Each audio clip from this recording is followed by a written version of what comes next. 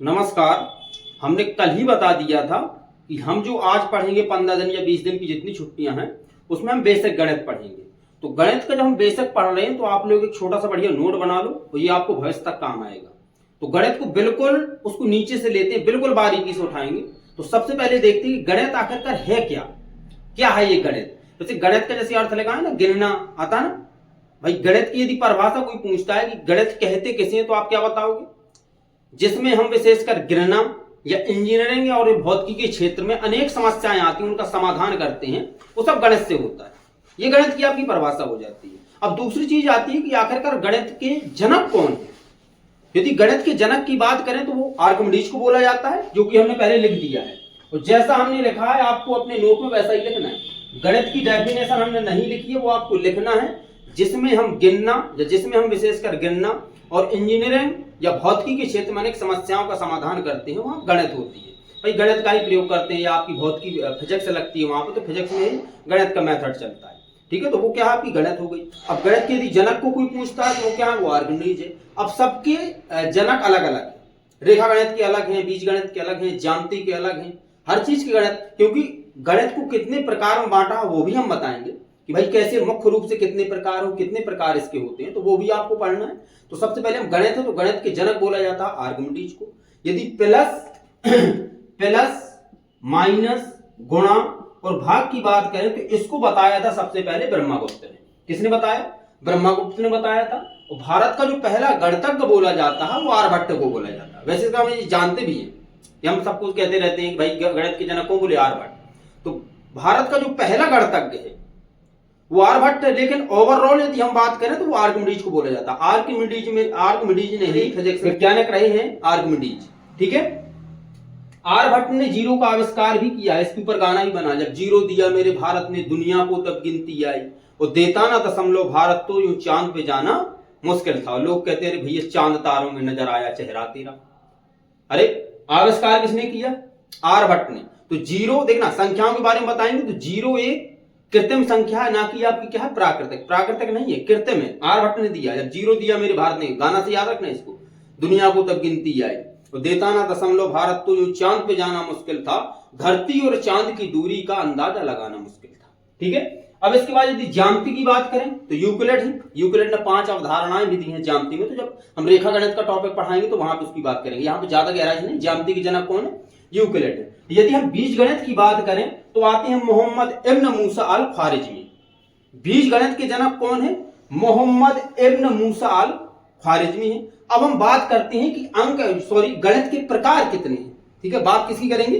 गणित के प्रकार। तो देखो गणित के भैया तुम प्रकार देख लो कितने हैं। विशेषकर हम गणित के केवल 3 ही प्रकार पढ़ते हैं।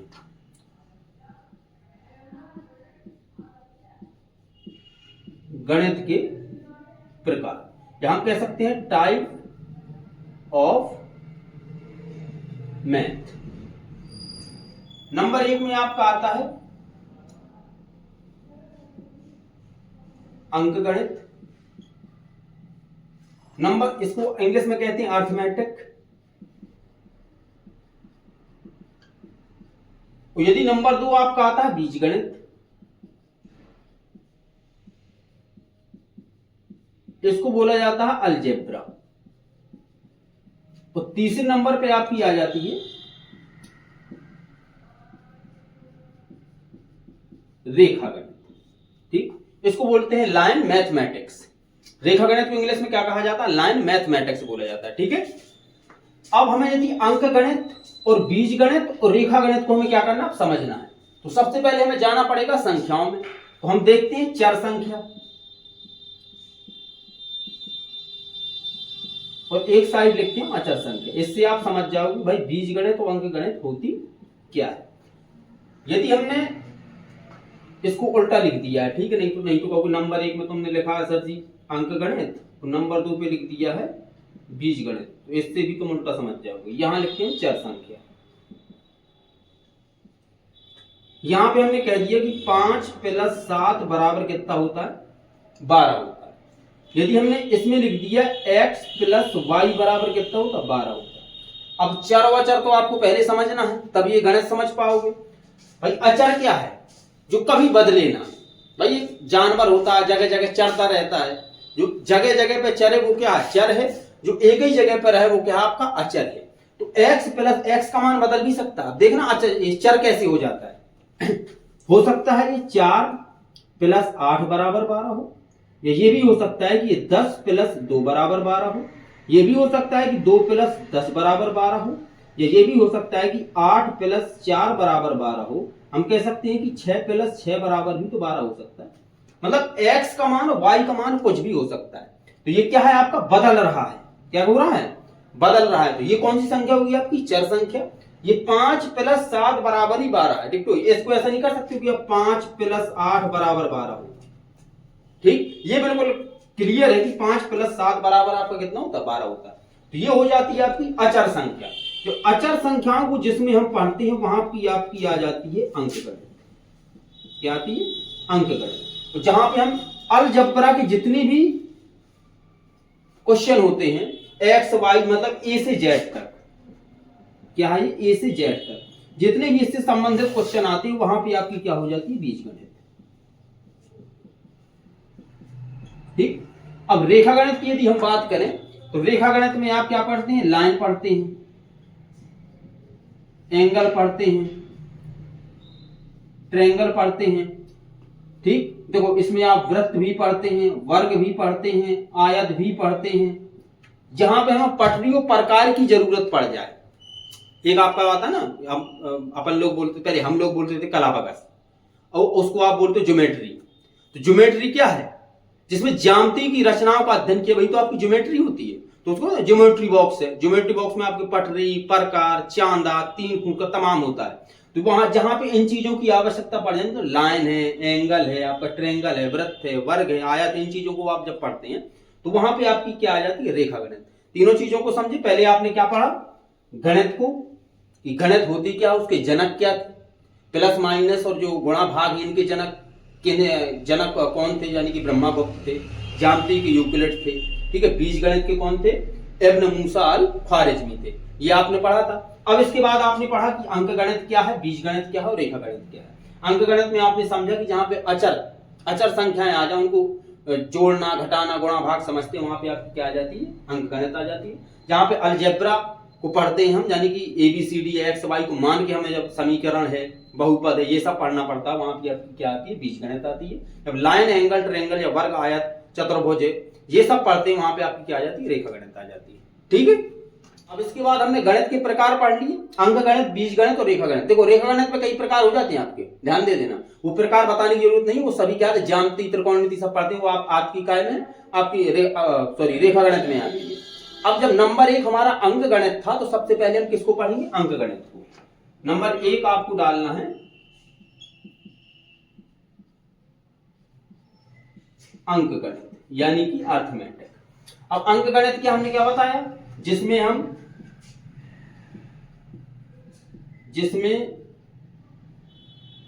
संख्याओं का जोड़, गुणा, घटाव, भाग आदि करते रहते हैं, वो आपकी कहां क्या होती है, अंक गणित होती है। बस क्या है कि संख्याओं का जोड़ना, घटाना, गुणा करना, भाग करना, ये सब क्या आपका अंक गणित है। अब जब संख्याएं आई हैं, तो अब इसके बाद हमें क्या पढ़ना है, संख्याएं। क्या पढ़ना, संख्या। तो आपको हेडिंग डालनी है संख्या। अब हमारी जो भारत सरकार है वो किन अंकों का प्रयोग करती है, तो अरबी पद्धति के 0 से लेकर 9 तक अंतरराष्ट्रीय अंक प्रणाली का प्रयोग करती है। ये किस पद्धति में आता है, अरबी। ये जो अंक है वो अरबी पद्धति के, बेटा ध्यान देना इस चीज को। 0, 1, 2, 3, 4, 5, 6, 7, 8, 9 ये अंतरराष्ट्रीय अंक प्रणाली कहलाती, अंतरराष्ट्रीय अंक प्रणाली। ठीक है, इसको भारत सरकार लागू किए हुए है। अब इसी से 0 से 9 तक आप कितनी भी बड़ी संख्या बना सकते हैं, इकाई, दाई, सैकड़ा, हजार, 10,000, लाख, 10 लाख, करोड़, 10 करोड़, अरब, 10 अरब, खरब, 10 खरब, नील, 10 नील, पदम, 10 पदम, संख, महासंख, मतलब कितनी भी बड़ी संख्या, लेकिन वो 0 से आपकी 9 तक ही बनेगी। ध्यान देना, यदि हम 1 बनाएंगे तो ये आपका क्या है, 0, 1 है पूर्ण संख्या। यदि हमें इसको 10 बनाना है तो 1 के पीछे 0 लगा देंगे तो क्या हो जाएगी आपकी 10 हो जाएगी। इससे आप कितनी भी बड़ी संख्या बना सकते हैं। अब संख्या की बात आई है तो संख्या आपने अंतरराष्ट्रीय अंक पढ़ ली। अब देखते हैं कि भाई संख्या सम, विषम, प्राकृतिक, पूर्ण संख्या, पूर्णांक, भाज्य, अभाज्य, सह अभाज्य, ये संख्या क्या होती है, जुड़वा भाज्य होती है, जुड़वा अभाज्य होती है। ठीक है, तो इसको पढ़ना है। ठीक है, तो इसको हम क्या करते हैं, मिटा देते हैं। संख्या का टॉपिक चल रहा है हमारा। अब हम सबसे पहले पढ़ेंगे प्राकृतिक संख्या। नंबर 1 पे आती है आपकी प्राकृतिक संख्या। देखो, प्राकृतिक संख्या आपकी 1 से 9 तक है। ध्यान देना, प्राकृतिक संख्या आपकी 1 से 9 तक है, ना कि 0 से।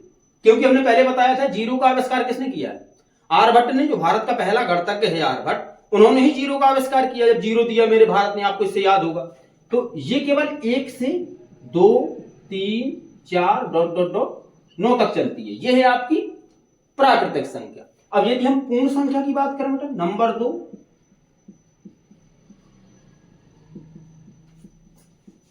पूर्ण संख्या। तो पूर्ण संख्या क्या है, मतलब पूर्ण होनी चाहिए। अब इससे आप पूरी संख्या, तो अब हमें इससे 10 लिखना, तो कैसे बनाओगे भाई, 0 तो है ही नहीं ना, तो 10 नहीं बनेगी। उसके लिए हमें 0 होना चाहिए। तो जब 0 लग जाता है, 0 से 9 तक, जो अंतरराष्ट्रीय अंक प्रणाली, ये आपकी कहलाती है पूर्ण संख्या। 0, 1, 2, 3 डॉट डॉट डॉट डॉट 9 तक, ये आपकी क्या कहलाती है, पूर्ण संख्या कहलाती है। अब यदि हम बात करें नंबर 3, पूर्णांक की। अब पूर्णांक क्या है, पूर्णांक वो होता है जिसमें धनात्मक और ऋणात्मक संख्याएं 0 के साथ मिल जाती हैं। जब धनात्मक और ऋणात्मक संख्याएं 0 के, इसकी हेडिंग लिख लेना या परिभाषा लिख लेना पूर्णांक की। जब ऋणात्मक और धनात्मक संख्याएं 0 के साथ मिलती हैं या मिल जाती हैं, तो पूर्णांक का निर्माण होता है। इसको समझने के लिए यहां पे हम 0 लिख दें। 1, 2, 3, 4, 5, 6, आप कहीं तक बढ़ा सकते हैं। ये आपका आ जाएगा यहाँ पर -1, -2, -3, -4, यानी कि कहीं तक भी आ सकता है। ठीक, ये आपका क्या होगा, पूर्णांक। अब तुम्हारे दिमाग में एक डाउट होगा, कहे सर जी ये -1, -2 से प्रदर्शित करेंगे सब। अरे भैया, पूर्णांक को मतलब क्या है, जैसे हमने लिखा 26, आंसर आया हमारा 26, पूर्णांक है कि नहीं है, है। हमने कहा -24 हमारा आंसर आ रहा है, तो क्या है, पूर्णांक है। लेकिन लगा क्या है, माइनस, हमने कहा भाई -10 आ रहा है, पूर्णांक है। या 10 आ रहा है या 20 आंसर आ रहा है, लेकिन है क्या, ये पूर्णांक है। क्या है, पूर्णांक है। क्योंकि धनात्मक और ऋणात्मक संख्याएं 0 के साथ जब मिल जाती है तो पूर्णांक का निर्माण करती है। अब नंबर 4 पर आपकी बात आती है सम संख्या। भाई सम संख्या किसे कहते हैं, तो सम संख्या वो होती है जो 2 से विभाजित हो जाए। जो संख्याएं 2 से विभाजित होती हैं वो आपकी सम संख्या कहलाती है। ध्यान देना, इसके बारे में लिखना है। जो संख्याएं 2 से विभाजित होती हैं वो सम संख्याएं कहलाती हैं। हम एग्जांपल्स के लिए समझेंगे। 2, 4, 6, 8, 10 डॉट डॉट डॉट डॉट, कहीं तक भी हो सकती है। या तो हम कहते हैं जिसमें 2 से विभाजन, यानी कि 2 का भाग जिसमें पूरा पूरा चला जाए, वो आपकी क्या है, सम संख्या है। अब यदि हम विषम संख्या की बात करें तो अच्छा, इसमें देखो सबसे छोटी, क्वेश्चन आ सकता है, सबसे छोटी सम संख्या आपकी क्या निकल के आई है यहां पे, 2। सबसे छोटी सम संख्या क्या है आपकी, 2 है। अब यदि हम बात करें नंबर 5 पे विषम संख्या की,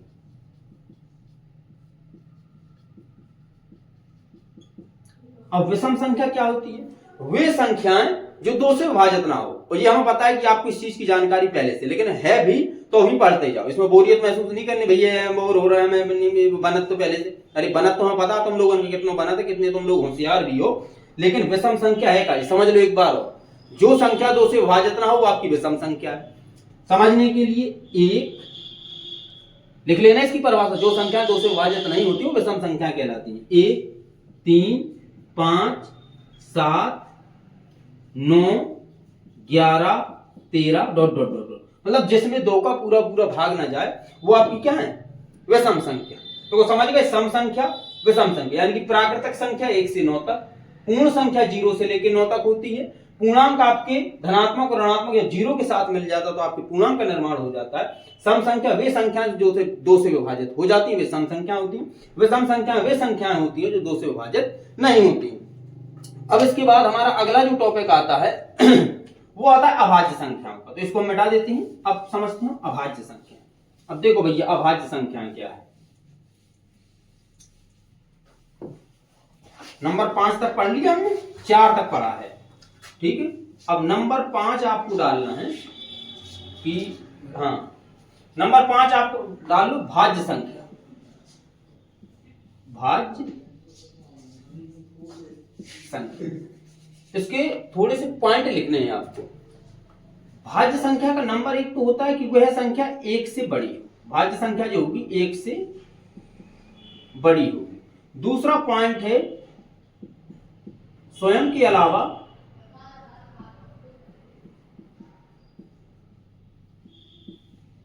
किसी अन्य संख्या से विभाजित हो। पहला क्या कह रहा है भैया, 1 से तो बड़ी होगी। दूसरा कह रहा है स्वयं के अलावा किसी अन्य संख्या से विभाजित होनी चाहिए। एग्जाम्पल्स के लिए हम 1 से बड़ी कोई संख्या लेते हैं, जैसे 2 ले लें। 1 से तो बड़ी है, सही बात है सर जी। स्वयं के अलावा क्या किसी अन्य संख्या से विभाजित है? नहीं है। 2 क्या किसी से विभाजित है? नहीं है ना। तो ये आपकी भाज्य संख्या नहीं आएगी। यदि हम 3 लेते हैं, क्योंकि ये भी तो 1 से बड़ी है, 1 से बड़ी है लेकिन स्वयं के अलावा किसी अन्य संख्या से विभाजित नहीं है, इसलिए ये भाज्य संख्या नहीं है। अब यदि हम देखें 4 को, 1 से बड़ी है, पहली शर्त लागू। दूसरी कह रहा स्वयं के अलावा किसी अन्य संख्या से विभाजित है, तो देखते भैया स्वयं 4 से विभाजित है, 2 से भी तो विभाजित हो रही है, 2 दूनी 4। तो आपकी ये क्या होगी? भाज्य संख्या। 4 क्या? भाज्य संख्या। 4, 6, 8, 9, 10, 12, 14, 15। अब इसमें आपको ये नहीं देना भाज्य संख्या में तुम लिख दो भैया जो संख्या 2 से विभाजित ना हो, 2 से विभाजित हुई भाज्य संख्या, वे थोड़ी है। अरे 2 से विभाजित तो 15 भी नहीं हो रही है, लेकिन वो भाज्य संख्या। क्यों? क्योंकि इसमें शर्त लागू होती है कि 1 से बड़ी हो, स्वयं के अलावा किसी अन्य संख्या से भी विभाजित हो। 15 विषम संख्या तो है, लेकिन भाज्य संख्या भी है। क्या है आपकी?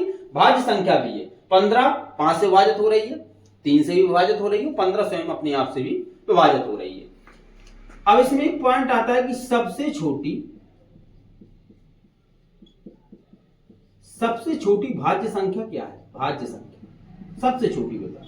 तो सबसे छोटी क्या मिली है बताओ? यहां पे 4 ही है ना। तो सबसे छोटी भाज्य संख्या क्या है? 4। अब देखते हैं हम अभाज्य संख्या को। नंबर 6,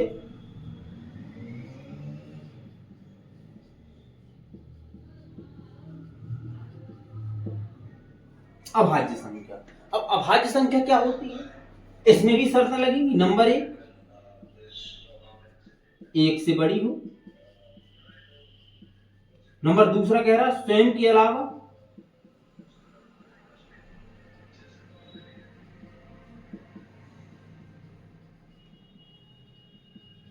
किसी अन्य संख्या से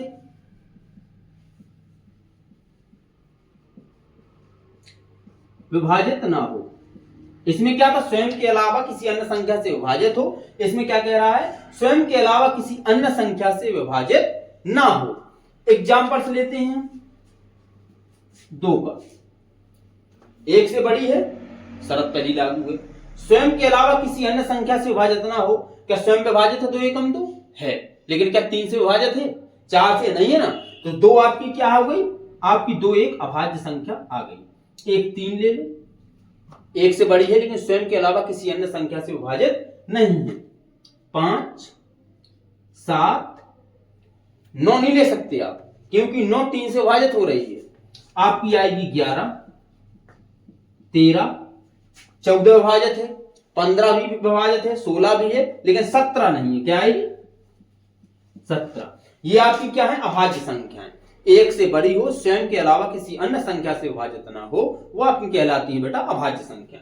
अब इसमें एक पॉइंट आता है कि सबसे छोटी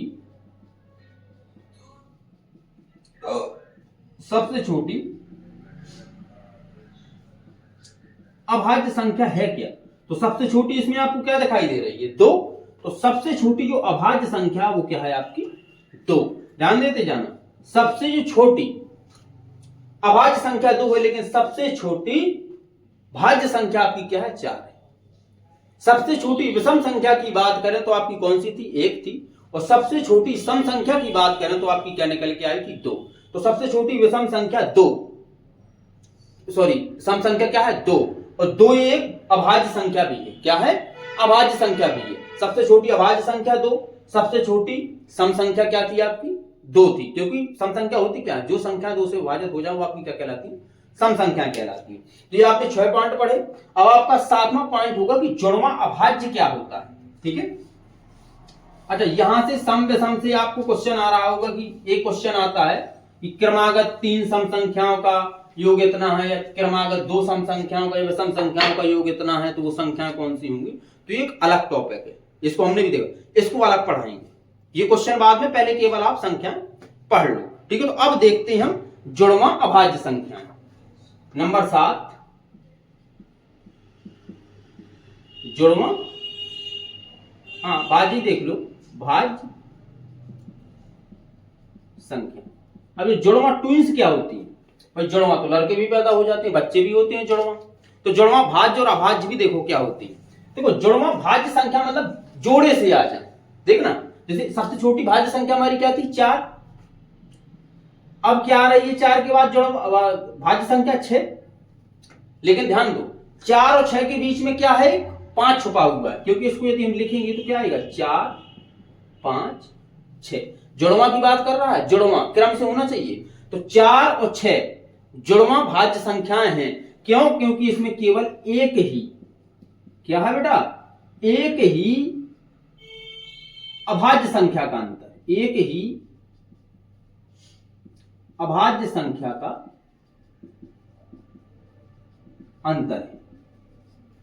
जिन संख्याओं में केवल एक ही अभाज्य संख्या का अंतर होता है वे आपकी जुड़वां भाज्य संख्या कहलाती है।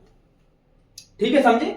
जिनमें देखो 4 5 6 एक ही है, और ले लें 8 10 आई। ठीक है, अब यदि हम इसको लेके चले, 8 आ गई, 9 आ गई, 10 आ गई, क्या आपकी जुड़वां होंगी, जुड़वां होंगी।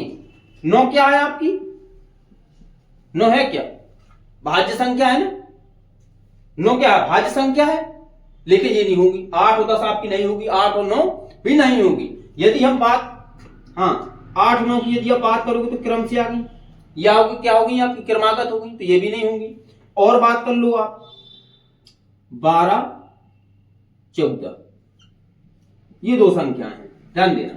12 है 14 है, 12 भी भाज्य है और 14 भी आपका क्या है, भाज्य है। लेकिन यदि हम इसको देखें 12 13 और 14 आया, एक क्या है इसके बीच में, एक ही, ध्यान देना पॉइंट है, एक ही अभाज्य संख्या का अंतर, एक ही अभाज्य संख्या होनी चाहिए बीच में। जुड़वां भाज्य संख्या क्या कहलाएंगी, जिसमें एक ही अभाज्य संख्या का अंतर। देखो 12 13 14, 8 और 10 ये आपकी जुड़वां नहीं है, 8 और 9 आपकी जुड़वां नहीं है, ध्यान देना इसको। हाँ यदि 6 और 8 की बात करें, ध्यान देना 6 8 है जुड़वां की नहीं है, जुड़वां है। कहा है सर जी इनमें केवल एक ही भाज्य संख्या को तो अंतर है, अभाज्य संख्या को 6 7 8 एक ही अभाज्य संख्या का अंतर है। इसका मतलब है कि 6 और 8 संज्ञा पैदा भाई। ठीक, 6 और 8 का है जुड़वां भाज्य संख्या है। ये समझ गए आप, भाज्य संख्या जुड़वां भाज्य संख्या। अब देखते हैं जुड़वां अभाज्य संख्या क्या होती है। नंबर 8 पे आप हेडिंग डालेंगे जुड़वां अभाज्य संख्या। शायद हमें ये बताने की जरूरत नहीं पड़ेगी, क्यों, क्योंकि इसमें केवल एक ही भाज्य संख्या का अंतर है। तो मैं दिमाग में चलाऊंगा शायद उसमें क्या होगा, एक ही, सॉरी इसमें एक ही भाज्य संख्या, एक ही अभाज्य संख्या का अंतर है। तो मैं दिमाग में क्या चला, उसमें शायद एक ही भाज्य संख्या का अंतर होगा। जब इसमें अभाज्य संख्या का एक ही अंतर है तो उसमें क्या होगा, भाज्य संख्या का एक ही अंतर होगा। ये आपकी क्या कहलाएंगी, जुड़वां अभाज्य संख्या। जैसे 3 5, समझे। अब इसमें देखो जरा खोल के, 3 आता है, फिर 4 आता है, फिर 5 आता है, और आपकी 4 क्या है, एक भाज्य संख्या है। इसमें भी लिखोगे एक ही भाज्य संख्या का अंतर। ठीक, ध्यान देना, यदि तुम्हारा इसमें पढ़ने में मन नहीं लग रहा तो गारंटी है मैथ कभी नहीं सीख पाओगे। ये छोटी छोटी चीजें, इसमें नादानी करने का मतलब है कि आप उड़ती हुई अपनी पतंग स्वयं काट रहे हैं। ये ध्यान देना, यहाँ पे इसको बहुत अच्छे से पढ़ना है, समझना है, क्योंकि यही चीजें बाद में आ जाती हैं। क्रमागत 3 सम संख्याओं का योगफल इतना है या गुणनफल इतना, तो मुंह रह जाते हो, तुम्हें समझ में आएगा? फिर बिल्कुल नहीं आएगा। इसमें ध्यान दो भाई, एक ही भाज्य संख्या का अंतर है, तो ये क्या होगी? जुड़वा ट्विंस हो गई, जुड़वा भाज्य संख्या है। यदि हम लें 7 9 होंगी क्या? अरे कह दो सर जी 9 तो एक भाज्य संख्या है ना, तो ये जुड़वा कैसे हो जाए? 9 तो ऑलरेडी क्या है? आपकी भाज्य संख्या है। तो इसमें क्या होगा? एक ही भाज्य संख्या का अंतर होगा, निकाल लोगे आप। ठीक है, अब चलते हैं हम कि सह अभाज्य संख्या क्या कहलाती है। ठीक, केवल लास्ट हेडिंग है आज, सह अभाज्य संख्या। अब देखो भैया, सह अभाज्य संख्याओं में होता है कि उनका जो होगा दोनों का एचसीएफ केवल एक ही होगा। एचसीएफ का मतलब क्या होता है? मासा। अगला पॉइंट आपका क्या है? नंबर 9, सह अभाज्य संख्या। इसका जो पॉइंट केवल एक ही होता है कि दोनों संख्याओं का यदि एचसीएफ केवल एक है, क्या है? दोनों संख्याओं का एचसीएफ केवल यानी कि मासा एक ही है, तो आपकी सह अभाज्य संख्या कहलाएंगे। जैसे हम एक एग्जांपल से लें, 3 और 5। 3 और 5 का भाई मासा कितना होगा? एचसीएफ 3 और 5 का कितना निकालोगे? एक ही आएगा। एचसीएफ निकालना जानते हो कि नहीं जानते हो? तो भाई क्या, पहले 3 का काट लो, 3 एकम 3, 1 एकम 1, ऐसी 5 को काटो, 5 एकम 5, 1 एकम 1, जुड़वा का मिले, केवल एक ही मिले ना, यहां से भी एक और यहां से भी एक, तो दोनों का एचसीएफ क्या है? एक है। तो ये आपकी क्या कहलाएंगी? सह अभाज्य संख्याएं। और ध्यान देना, ये जुड़वा भी हैं, क्योंकि 3 4 और 5 केवल एक ही भाज्य संख्या का अंतर है इसमें। बेटा ध्यान देना, एक ही भाज्य संख्या का अंतर है, इसका मतलब ये जुड़वा अभाज्य संख्याएं भी हैं और सह अभाज्य संख्याएं भी हैं। अब यदि हम एक एग्जांपल लें तो फिर तुम्हारा डाउट हो गई है सर जी हम समझ कैसे पाएं। एक हम लें 4 5, बात जैसे ध्यान ना देना, लेकिन हमारा पॉइंट क्या है कि उन दोनों का जो एचसीएफ यानी कि मासा है वो एक ही होना चाहिए। कितना होना चाहिए? केवल एक होना चाहिए। तो 4 का और 5 का जो एचसीएफ बेटा निकलेगा वो निकाल के देख लेना, आपका एक ही निकलेगा। इसका मतलब है कि यह सह अभाज्य संख्या है। ठीक, यह सह अभाज्य संख्या है। तो आज के लिए इतना ही काफी है। आपने आज के लिए पढ़ा है गणित के बारे में जाना, गणित के प्रकार जाने, बीज गणित और अंक गणित को समझा, रेखा गणित को समझा। अंक गणित क्या है, संख्या क्या है, प्राकृतिक संख्या, पूर्ण संख्या, पूर्णांक, सम संख्या, विषम संख्या, भाज्य संख्या, अभाज्य संख्या और जुड़वा अभाज्य संख्या, जुड़वा भाज्य संख्या और सह अभाज्य संख्या। इतने पॉइंट आपने समझे हैं, इसको आप एक नोट बना लें, उसका अध्ययन करें। जो विंटर वेकेशन हमारी मिली है उसका कुछ लाभ उठाते रहें, मैथ को इसमें मजबूत कर लें। हमारे साथ बने रहिए, हम आपको लगातार वीडियो भेजते रहेंगे। ठीक है, आज के लिए इतना ही। जय हिंद। हम चलते हैं, मिलते हैं नेक्स्ट वीडियो।